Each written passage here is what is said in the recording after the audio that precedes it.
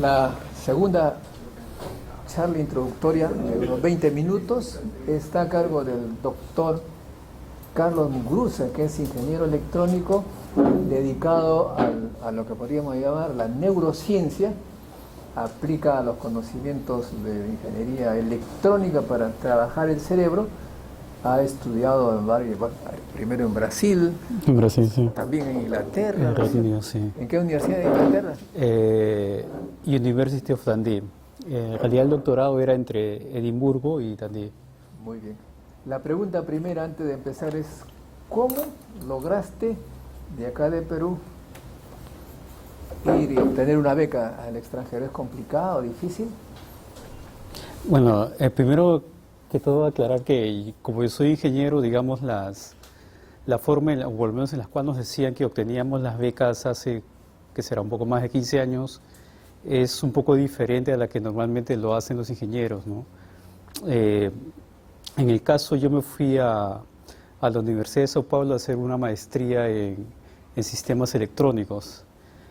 Y no sé qué tanto ahora, me parece que ahora es un poquito más sencillo ir, pero aquella vez, digamos, había mucho interés en que hubiera gente de ingeniería haciendo temas de neurociencia, ¿no? Claro, ahora en el Perú recién se empieza, pero digamos hace 15 años Brasil estaba en ese rumbo, ¿no?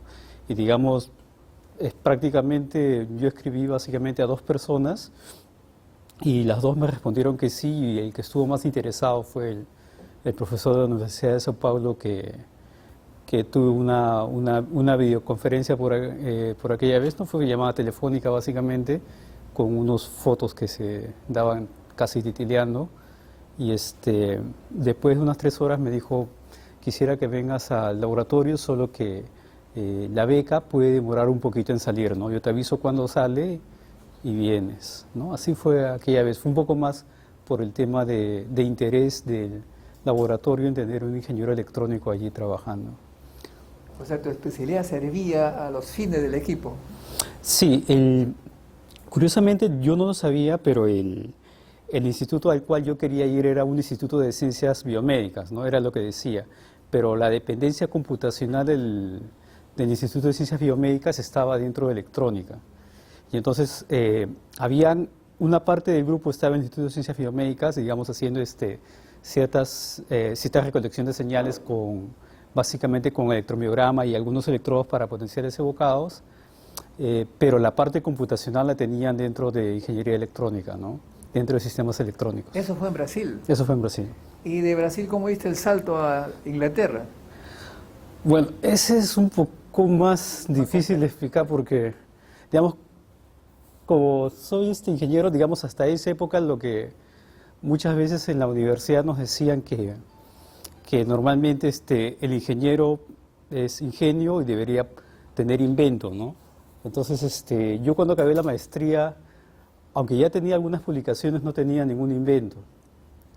Pero por unas pequeñas simulaciones que hice justo en el tiempo entre que yo esperé sustentar, ¿no? Digamos, yo entregué mi tesis, pero para sustentar demoró un poco porque, bueno, entre otras cosas hubo ahí la Copa del Mundo de Brasil del 2006, y eso demoró un poco que yo sustente y me puse a simular algunas conducciones de tubería, ¿no?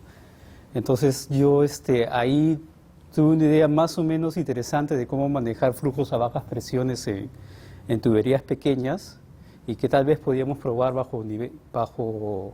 para ver si se podía disminuir la condensación que normalmente hay en tuberías pequeñas. Y justo cuando vine, supuestamente en realidad, bueno, me había ganado una posibilidad de ir a estudiar a España, a un laboratorio donde veían la parte más de neurociencia, pero un poco más tirada al estudio de neurotransmisores. Y cuando vine acá, casualmente me encontré con quien antes había sido acá prácticamente mi mentor, con Bruno Castillón, y a él le comenté un poco lo que yo lo último que había estado simulando y que tal vez se podía aplicar a algunos de los proyectos que él tenía, ¿no? Entonces casualmente lo probamos en algo pequeño que él tenía. Él estaba pensando en aplicar para un fondo acá en el FinCit en ese momento que recién empezaba, y vimos que funcionaba, ¿no? digamos, cierta parte de las tuberías las fijábamos, manejábamos a baja presión, la condensación bajaba. Digamos, ese fenómeno me interesó tanto en ese momento que dejé el doctorado para estar en el proyecto FINCIT acá, ¿no? De la cual sacamos un par de patentes de invención, ¿no? Que es, no sé si han escuchado, es SBIN, le llaman, creo, el equipo de soporte de ventilación neonatal, de vida neonatal, ¿no? Estos que salvan la vida de los niños sí. prematuros. Lo interesante es que, digamos, los niños que nacen, que tienen 4 o 5 meses, ellos miden más o menos ligeramente, de una manera similar a la palma de una mano. Y entonces, normalmente cuando ellos nacen, casi siempre tienen problemas de ventilación, porque todavía no se desarrolló el pulmón. Entonces, uno les pone tuberías pequeñas y normalmente la presión de entrada suele ser bastante alta, ¿no? Puede ser 3 o 4 atmósferas y tiene que llegar a una atmósfera para que permite más o menos el flujo de circulación, ¿no? Incluyendo los filtros y el sistema de control. Entonces, eso de ahí que causa, como es una caída de presión de 3 atmósferas a 1 atmósfera, nomás si lo vemos por la ecuación del pavo ratón, ¿no? Si la presión es el cuádruple de la que está acá, o bien el volumen cambia mucho o la temperatura tiende a incrementarse, ¿no? Entonces, o tiene que haber un cambio brusco de temperatura. Y en realidad lo que pasa son los dos, ¿no? Porque uno busca controlar el flujo y la temperatura suele bajar bastante. Y esa baja de temperatura ante un flujo, normalmente, como ustedes saben, es como las nubes, ¿no? Pasa aquí frío, acá está caliente, donde el niño, y en las nubes llueve, ¿no? Y lo mismo pasa con el neonato. Entonces, básicamente ese invento de lo que trata es disminuir la presión a la cual se controla. Y eso minimiza bastante la condensación. Esto muestra que teniendo un problema concreto, que es proteger a un niño, salvarlo, hay que aplicar conocimiento de diversas disciplinas. En tu caso hay física y otras cosas. Sí, algo de física. Primero hay que identificar un problema. Sí. Ahora, y luego de ahí te fuiste de a ahí, Inglaterra. ¿Cómo fue ese? Interesante. Bueno, de ahí, como pasaron un par de años, el interés de España pues decayó, ¿no? Yo, digamos, inicialmente dije, me esperan un ratito, pero después como que se cayó el asunto de la incorporación allá. Entonces, después estuve, por consejo en verdad de Marcus, que él venía acá, Marcus Millán. Marcos. Sí. Él me dio un consejo sobre... yo venía a alguna de las charlas que se organizaban en el ESI y justo en una lo conocí y él me dijo, no, mira, tú puedes volver a intentarlo del laboratorio en España, pero si vuelves a intentarlo ahí, es como que, mira, si ya te dijeron que no, de repente mejor yo que tú intento otro lado, ¿no? Y me dijo, tal vez por tu perfil y como tienes esa patente que estás sometiendo, te conviene aplicar más a organizaciones del tipo ONG que a organizaciones gubernamentales donde más se van a medir por papers, ¿no? Digo, yo tengo algunos papers, pues me dijo, sí, pero eso que tú tienes de la patente, por ejemplo, él estaba por entrar a trabajar, me parece que a Roche, y él me decía que, por ejemplo, para Roche, si le quería dar una beca a alguien, yo prefiero dársela a alguien que tenga ese contacto. Que haya inventado algo. Ajá. Entonces, me busqué estuve buscando algunas becas en temas de neuroimágenes que quería trabajar y encontré una organización justo que se llama el Synapse en Escocia, ¿no? Que es el Scottish Imaging Network, ¿no? A Platform for Scientific Excellence. Y ellos están todavía apadrinados por General Electric, por Siemens, ¿no? Entre otras empresas que apadrinan a Synapse, ¿no? Entonces yo, cuando hice la aplicación, pues ellos... también tuve una videoentrevista, ¿no? En aquella época ya evidentemente ya era por Skype, sí, ya era por Skype. Y la entrevista, bueno, en ese caso, como era un poco diferente el perfil, según lo que me dijeron, habían partes de la entrevista, bueno, eso me lo han dicho después, ¿no? Porque después me hicieron intervenir en una de las partes para otros becarios. En mi caso, según lo que me dijeron, no sé si qué tan cierto sea, entrevistaron a cerca de 200 personas, y solamente 10 superamos las 3 primeras horas de la entrevista, ¿no? La entrevista fue como que casi en paralelo. Y digamos, fue una entrevista larga, fue casi todo un día entero. Y bueno, finalmente la persona que cuando termina de entrevistarme, quien terminaría siendo mi asesor, él me dijo que se iba a decantar entre uno y otro, ¿no? Me dijo, estoy entre dos, uno de ellos posiblemente seas tú. En 3 semanas te escribo, te llamo para ver cómo quedamos, ¿no? Pero no fue la única aplicación que hice, digamos, ese fue por el consejo, ¿no? También hice aplicaciones a otras universidades, ¿no? De hecho hice a una universidad que queda en Jena, en Alemania, y también hice un par de postulaciones a Estados Unidos, ¿no? En la misma época. Y me parece, si recuerdo bien, también hice una aplicación a Australia y una a la vez a Canadá, ¿no? Esto por el tema de que yo ya sabía que normalmente, que yo había tenido suerte, en verdad, de ir casi a Brasil inmediatamente, ¿no? Digamos, como alguna vez en Brasil nos dijeron, tú escribes a 10 lados y te hablan 2 y te acepta 1, ¿no? Y esto es que puede ser de un árbol de 10, ¿no? Puede ser de 10, coges 1, de ese 1 coges la 10ª parte y de repente con ese me quedo, ¿no? Son muchos los que aplican. Entonces, de esas 6 aplicaciones, la que sucedió más rápido fue esa, ¿no? De ahí también la de Jena llegó digamos, en las otras demoraban el tema de las entrevistas. Y, por ejemplo, el de Jena me propuso entrevistarme cuando yo ya estaba en el Reino Unido. Bueno, esto nos ha dado una idea, amigos, cómo es que las cosas son fáciles y no fáciles. Fáciles porque podemos nosotros aplicar, solicitar contacto por aquí, por allá. A veces nos llegan 3 aceptaciones, pero uno ya es la primera. Pero sí. Si es que no lo intenta uno, obviamente no hay ninguna posibilidad. Tanto para publicar, tanto para obtener una beca para salir al extranjero. Todo es cuestión de la voluntad de uno por ir, ¿no? Incluso hay muchos ejemplos que han pasado por esta sala que nos han explicado que cuando un joven, un científico o un ingeniero quiere obtener algo, pues tiene que, así como por el examen de admisión, prepararse para el examen, se preparan para las entrevistas, lo hacen ante varios públicos, amigos que lo escuchen, su exposición, etc.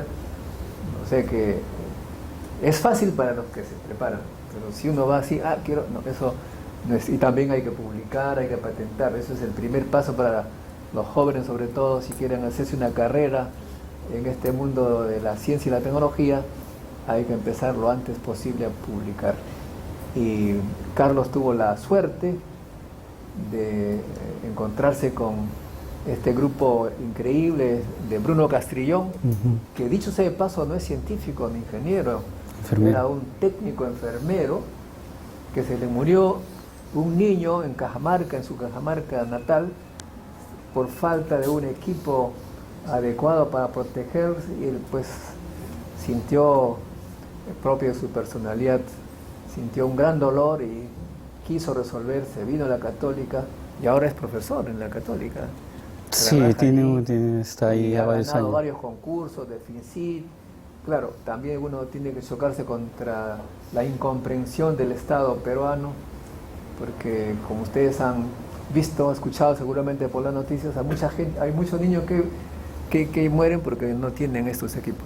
Bueno, ¿alguna pregunta para el profesor Carlos Muguruza? Me olvidaba decirle, la tercera pregunta que quería que ustedes se enteren es, él regresa a Perú y no encuentra lugar. Difícil porque el Estado, Bueno, el eso Estado fue peruano, yo siempre protesto contra esta situación, el Estado peruano no tiene puestos estables nombrados en las universidades estatales. La UNI cerrado, San Marcos cerrado, por cuestiones a veces políticas, porque no quieren cambiar el equilibrio político, que los profesores sean nuevos y no me eligen, una cosa impresionante. Ese es atroz, eso debería condenarse, pues. Hay universidades que tienen plazas y devuelven al Estado 20 millones, 10 millones, porque no quieren gente nueva. Bueno, recordando más me molesta, pero En algunos casos hay universidades que recién son creadas y por lo tanto no hay todavía esa competencia pues por mantenerse en el cargo, todos están entrando. Y en este caso la Universidad Tecnológica del Sur De Lima de Sur, El sí. Salvador abría sus puertas y los jóvenes científicos e ingenieros como Carlos Muguruza ingresa a esta joven universidad. Y el gran tema es que muchas veces dicen, ahora que ha regresado, a ver, publica pues, porque ya estás en el Perú, ya no es igual. Y Carlos ha publicado en revistas de altísimo prestigio. Entonces la pregunta es, ¿cómo hacer desde Perú publicar en revistas de alto impacto? Bueno, primero tal vez aclarar, el regreso no fue tan sencillo. Yo regresé incluso antes de que, por temas más familiares, antes de que la ley universitaria actual se apruebe, ¿no? Y entonces estuve algunos años en algunas universidades, pero manteniendo mucho de mi tiempo libre para poder seguir haciendo yo mi doctorado había visto más manejo experimental, pero seguí viendo más manejo computacional acá, ¿no? Lo cual de alguna manera, digamos, a veces, la vez pasada que conversaba con Bruno, me dijo la dificultad hizo que te recomplementaras nuevamente, ¿no? Cuando yo entro a la Nacional Tecnológica de Lima Sur, es básicamente por un concurso de nombramiento docente que es abierto, ¿no? Normalmente creo que ahora lo abren por cerca de 2 meses en la página web, y se había convocado ya algunas veces antes de que yo postulara, no solo que yo ignoraba al respecto, ¿no? Falta información, información importante. Sí, en realidad acá fue un poco más complicado y sobre todo porque acá no siempre salen publicadas en la web, ¿no? A veces sale publicado, pero sale publicado la imagen, ¿no? Que es algo que a veces en la universidad prácticamente con permiso, ellos saben que cuando sale yo lo publico en mi Facebook o en mi LinkedIn para que vengan más colegas, ¿no? Y de hecho han llegado algunos más. Y lo complicado un poco de que la universidad es nueva, digamos, es de que, digamos, y que tal vez es su ventaja también, es que está casi todo por hacer, ¿no? Digamos, se puede comenzar relativamente bien. De hecho, compartimos algunas veces la jefatura del Instituto de Investigación. A mí me ha tocado durante un tiempo, a otros colegas le va a tocar ahora recientemente. Y la idea es, como somos un grupo pequeño todavía de profesores, solemos tener algunas reuniones, pero donde hablamos máximo 1 hora, ¿no? Y en 1 hora digamos, no da tiempo como para hacer más que simplemente proponer cosas o diagnosticar cosas, ¿no? Y eso de ahí nos libera un poco de tiempo para poder dedicarnos a investigación, ¿no? Evidentemente los que estamos más dedicados a una sola universidad, ¿no? Eso a mí, por ejemplo, me permite, digamos, mi trabajo en la universidad, dependiendo de la semana, puede ser entre 7 y a veces 20 horas, dependiendo de las cosas que hay que hacer, ¿no? Y el resto, digamos, del trabajo me refiero entre docente y partes, a veces que como docente uno tiene que ver temas de partes administrativas o de gestión, y el resto del tiempo lo dedico a investigación, ¿no? Ahora, como eres investigador reconocido por CONCITEC, se te permite dictar poco. Sí, eso de ahí ese es justo el tema. Y la ventaja de que como es una Un universidad... curso al año en principio. Bueno, es un semestre. Pero, digamos, no voy por nombres de universidades, pero en nuestra universidad hemos hecho de que lo máximo que se dé de horas de dictado a un docente sea de 5 horas, ¿no? Al investigador, sea por semestre o por año. Entonces eso de ahí lo que nos permite es estar un poco más libres, ¿no? Digamos, en otras universidades a estos docentes investigadores, a los ahora llamados RENACIT, a veces te dicen sí un curso, pero tu curso tiene, digamos, 2 o 3 horas de teoría, pero para laboratorio tienes 2 grupos o 3 grupos, ¿no? Y ahí tu curso de 2 o 3 horas puede crecer a 10, 12 horas. Eso no sucede en la universidad en la que estoy. Y esperemos que no llegue a suceder, porque si no, digamos, si yo tengo un curso pero dicto 10 horas, es casi como dictar tiempo completo, ¿no? Y además está el tema de investigar, ¿no? Ahora, la ley que se dio el gobierno promovido por Daniel Mora tiene sus pros y sus contras, pero lo importante es que aquellos que trabajan en la universidad estatal le dan el 50% adicional a su sueldo, si es nombrado. Y algunas universidades le dan un aliciente más, 2.000, 3.000 soles más. O sea que un investigador nivel A1, digamos, debe estar por los 15.000 soles al mes, cosa que no es mucho, digamos, a nivel internacional, pero permite vivir adecuadamente en Perú. Y además pocas horas de enseñanza, eso ayuda bastante. Pero claro, esto también ha servido para que en las universidades privadas le presten más atención a la investigación, y hay veces, digamos, se llevan a los investigadores de universidades estatales porque la SUNED exige que haya investigación y las universidades están pues obligadas a hacerlo. Por eso que estamos acá bueno, nosotros desde que regresamos de Europa, desde el año 92 ya concretamente, nos hemos dedicado a promover esa idea, hemos logrado determinados éxitos a través del Encuentro Científico Internacional que ustedes escucharon.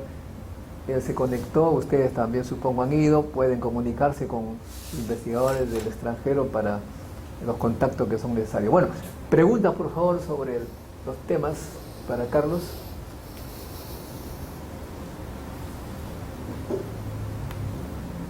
¿Todo está claro? Muy bien, entonces, sí, aquí creo hay una pregunta. Sí, quería conocer, Carlos, como que la respuesta respecto a cómo hace un peruano para publicar en revistas de alto impacto. Ya, bueno, el de revistas de alto impacto, normalmente lo que uno busca es, la idea tiene que ser prácticamente original, ¿no? Si uno quiere asegurar la publicación en alto impacto. Una segunda manera que yo he visto, pero que creo que acá es muy difícil que sea en el Perú, es a veces puede ser que la idea, lo que uno busque es corroborar una idea que ya es relativamente aceptada, pero que es difícil de probar, ¿no? Eso de ahí normalmente requiere mucho más equipamiento. No, por ejemplo, ahora justo este año yo me voy a Delaware justo para ver algo parecido. Pero si uno quiere publicar acá desde Perú, normalmente tiene que concentrarse.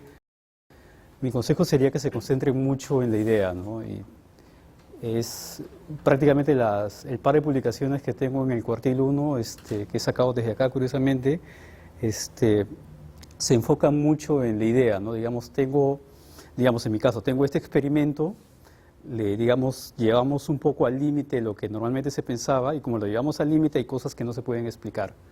Entonces, eso que no se puede explicar, yo me puedo demorar unos 2 o 3 años pensando en cómo explicarlo, ¿no? Y esa ha sido un poco lo que yo he tenido, ¿no? La razón por la cual les decía, al menos la experiencia que yo tengo, de que yo vine a hacer parte experimental y de ahí me dediqué un poco acá a lo computacional, ¿no? Era lo que podía hacer y de alguna manera nos permitió lograr un resultado muy interesante, ¿no? Uno salió publicado en 2012 y otro salió publicado el año pasado. Hay otras publicaciones de impacto, pero que más se centran en aportar un poco en el método, ¿no? Digamos, alguien intentó, digamos, A y B, entonces yo digo, no, yo voy a intentar A, C y B, ¿no? Y contrasto contra qué pasa contra eso, y también va en revistas con factores de impacto mayor a 1, pero digamos, y que de hecho son muy valoradas en ingeniería. De hecho, en el tema de ingeniería creo que me consideran más justo por esas de ahí, pero por el tema de las ideas, normalmente los factores de impacto pueden ser 4, como que salió, o también puede ser 6, que salió primero, pero hay revistas de factores de impacto un poco más de 20, ¿no? Como es el caso de Nature, por ejemplo, ¿no? Es importante esta afirmación de que para a veces comprobar las teorías es muy caro, se requiere, hay veces equipos tan grandes. El ejemplo más conocido es de la predicción en los años 60 de la famosa partícula de Dios, el bosón de Higgs, que sacó premio Nobel cuando recién se demostró su existencia, hace 4 años, una cosa así. Sí. Pero para demostrar la existencia de esta partícula predicha teóricamente, se ha invertido algo así como 15.000 millones de dólares. De que es un poco complicado. Y él curiosamente es de la universidad en la que hice el doctorado, en la Universidad de Edimburgo con Dundee. Claro, de Edimburgo, Sí. que viene de una universidad donde hay un premio Nobel reciente, Peter Higgs, que él no es tan jovencito. No, ya tiene sus años. Ya. Yo De hecho sabía- es famoso por las discusiones que ha tenido con Hawkins, ¿no? Que ya Sí. falleció, que Hawkins le decía no, pero de ahí Hawkins mismo, yo apadrino que te den el premio Nobel, ¿no? Eso fue algo... Sí, claro. Yo estudié física nuclear y física de partículas en el año 1975 y uno se refería a Peter Higgs como un chiflado más, una cosa así. Bueno, Sí, es ahora es un gran genio, considerado, siempre lo ha sido, claro. Otro tema final que me olvidé porque está en el programa es cómo desde Perú tú puedes conseguir cooperación internacional. Entiendo que tú tienes cooperación con 2 instituciones extranjeras, Sí, muy importante. ahora ha sido un poco más, la primera cooperación que es la de Dundee, es porque es la universidad en la que vine a hacer el doctorado, ¿no? Y eso nos ha permitido agenciarnos con algunas cosas mientras no teníamos presupuesto, digamos, para comprar equipos, ¿no? Ellos, por ejemplo, nos donaron una tarjeta que es muy pequeña, pero que nos permitía hacer análisis de datos que, digamos, no es muy costosa, pero acá en el Perú, digamos, sería un poco difícil de conseguirla, ¿no? Justo yo he visto que la puedes conseguir, pero a veces al doble o al triple del precio que está afuera. Y ellos básicamente nos las donaron, ¿no? Entonces, y eso continúa en tanto uno pueda producir resultados, ¿no? Digamos, uno puede tener desventajas en el tema tal vez de la cultura, no apoya la investigación y por consiguiente no apoya el equipamiento y tal vez no te liberan mucho de tiempo, pero digamos es uno el que de alguna manera debe donar su tiempo para que eso se pueda materializar, ¿no? Y desde afuera se ve normalmente muy bien que alguien de otro lado venga con esas ganas y tal vez con alguna expertise que ellos no tienen. ¿Por qué? ¿Qué suele producir esto? Normalmente, no sé qué tanto se vaya a comprender, yo no lo entendía mucho cuando yo lo leía, sino hasta que lo he vivido lo he entendido a plenitud. Normalmente para los estudiantes doctorados en el programa Synapse, ¿no? Si ustedes buscaran, verían que casi todos los años son 14 becas, ¿no? Casi nunca hay 12, ni 15, ni 18.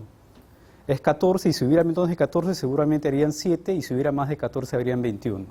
Ellos buscan normalmente tener un representante de lo que ellos llaman cada región del mundo, ¿no? Entonces en esas becas va a haber algo así, un séptimo va a ser para Europa, un séptimo para Norteamérica, ¿no?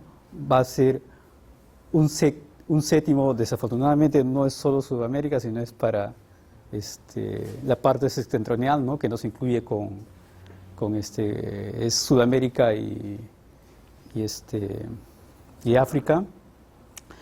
Otra que es para la parte oriental y otra que es para la parte oriental inferior, ¿no? Que es donde está Australia, Nueva Zelanda, ¿no? Países de ese tipo. Incluso, y Japón, ¿no? La otra es la parte asiática. Y otra, evidentemente, para el Reino Unido, ¿no? Entonces, ahí tienen normalmente las 7 becas que ellos buscan. Lo que buscan es diversidad. Entonces, en la diversidad normalmente es que muchas veces entre las conversaciones, en las junturas, en el café que se puede tomar en un momento, es que a uno a veces se le ocurre algo ligeramente diferente de lo que pensaba, ¿no? Y por eso, si ustedes escriben desde un lugar, pero diciendo que de todas maneras se va a realizar el proyecto, y el proyecto, digamos, en mi caso, yo vi que no lo podía centrar experimentalmente, ¿no? Digamos, computacionalmente vi que se podía trabajar acá, y entonces yo dije, no, la única manera de lograr seguir colaborando con ellos es irme a la parte computacional, ¿no?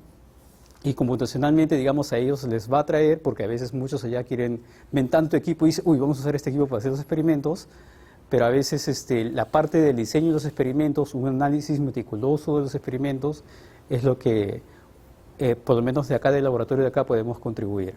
Ahora, la colaboración, ¿cómo se da esta con otra universidad? Bueno, por un tiempo también se dio con otra, pero de ahí se cayó un poco porque en mi universidad pensaron que podíamos hacer experimentos a par, pero digamos allá no te esperan, ¿no? Entonces, cuando el equipo llegó acá, ya había acabado el proyecto para ellos. Esta universidad con la que vamos ahora de Delaware, ellos tienen la idea de estudiar el tema de de cuáles son los factores causales que están relacionados con dislexia, ¿no? Entonces, casualmente acá hemos seteado mucho el laboratorio para hacer el electroencefalograma, ¿no? El equipo llegó tarde, pero digamos nos permite ahora sí plantear proyectos sin dependencia casi de otra unidad.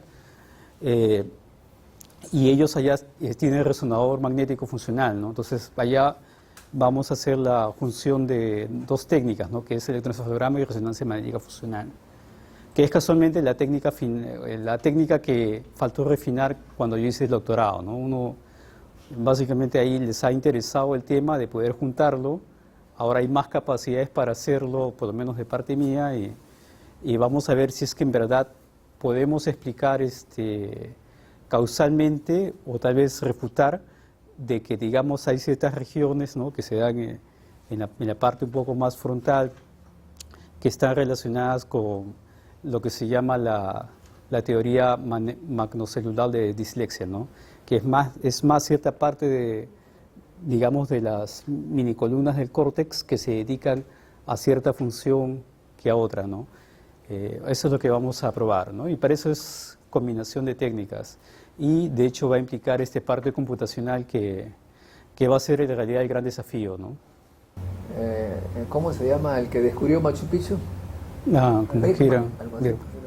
Él, por ejemplo, había un muchachito que conocía sobre las ruinas, es el muchachito que lo guió, lo llevó y dijo, aquí está.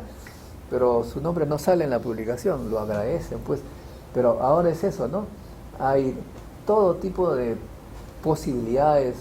Si ustedes conocen algún aspecto interesante del entorno en el que se encuentran, no solamente de biología, de física, también de la sociedad, de comportamiento económico, algo que les llama la atención, ese es un tema y a ellos les interesa. Y les interesa básicamente a los científicos norteamericanos porque tienen que publicar, igual que acá, están obligados a publicar, y si un peruano les ofrece un tema, perfecto, ambos salen ganando.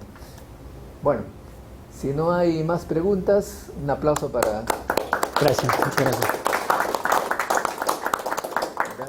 Muchas gracias. ¿Cómo?